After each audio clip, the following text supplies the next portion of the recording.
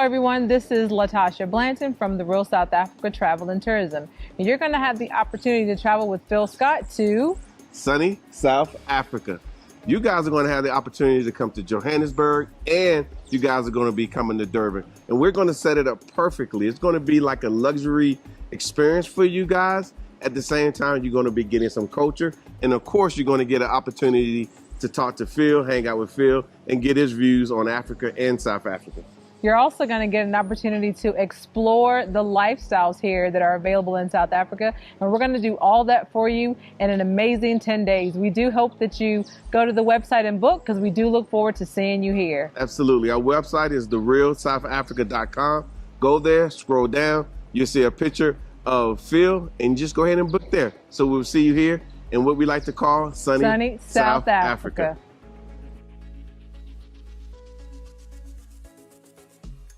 Guinea has arrested a French journalist. Authorities in Guinea has arrested the journalist on January 14th at the capital.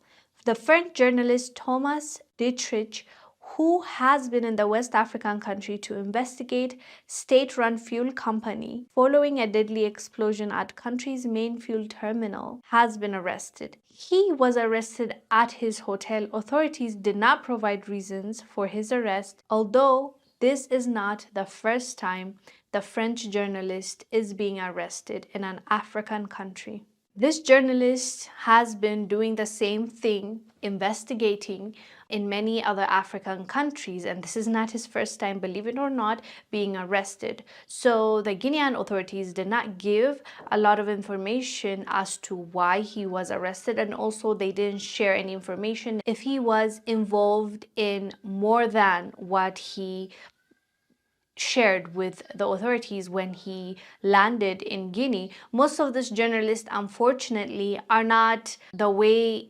journalists used to be back in the days. Journalists used to stand for the truth. They used to want to tell nothing but the truth. It's very hard to put them in a compromising situation, because they chose that job because they love what they're doing and they want to expose the truth.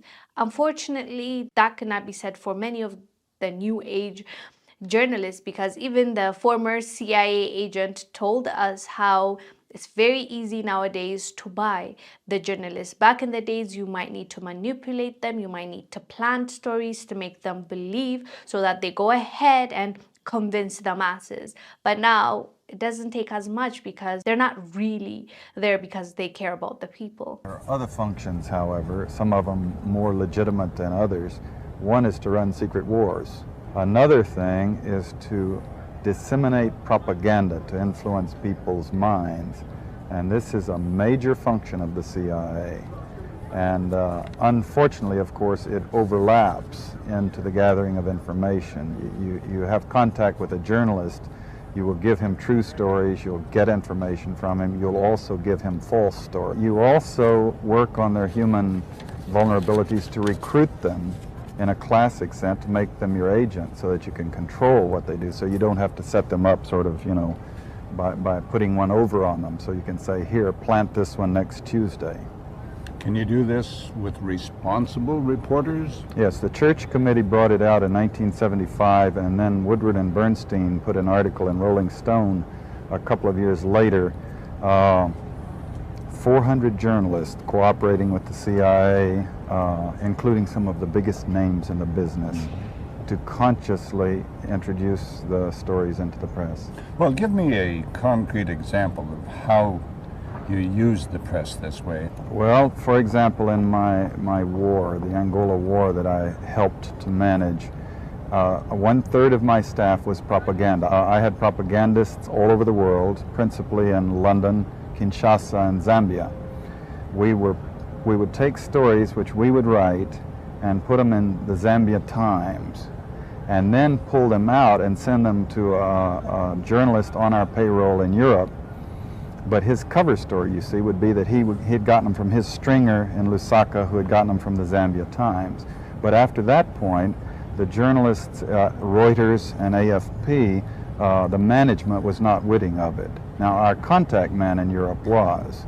and we pumped just dozens of stories about Cuban atrocities, Cuban rapists. We didn't know of one single atrocity committed by the Cubans. It was pure, raw, false propaganda to create an illusion. So basically, journalists are being used as a tool, the same way spies are going to be used in an intelligence organization. So this man getting kicked out of many African countries and getting arrested in many African countries, and now Guinea being the next target, does not really reflect well on him. And what is he really doing to be kicked out of a country? It takes a lot.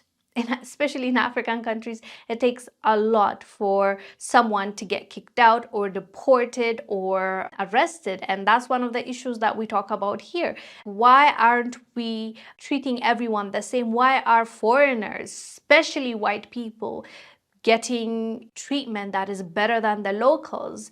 That does not make sense. If anything, you need to vet them. You need to know why exactly they're coming to your country. You need to see what they do, have a background check, let them apply for visa so you can see what the intention is. But that's not what happens usually, and they don't get caught because the police probably won't investigate them because they're white, or they pay them and they get off them and they do what they want to do in the country. So for him to get caught repeatedly and getting arrested and getting kicked out puts a question mark, like a huge question mark. And we need to know what this man is really doing in this country. Is he being used by others to create chaos? Is he a spy, or is he really a journalist that cares about the people of Africa?